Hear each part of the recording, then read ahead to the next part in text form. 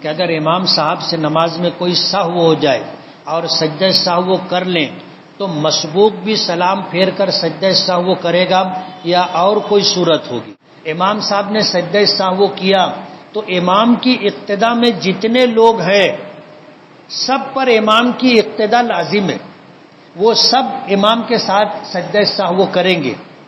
ایسا بھی ہو سکتا ہے کہ پہلی رکعت میں امام صاحب سے سہو ہو گیا اور مسبوق جو بعد میں آیا اس کو وہ رکعت نہیں ملی تو غلطی میں وہ شامل نہیں رہا، لیکن مقتدی ہے، امام کے تابع ہے، تو اس کو امام کے ساتھ سجدہ سہو کرنا پڑے گا۔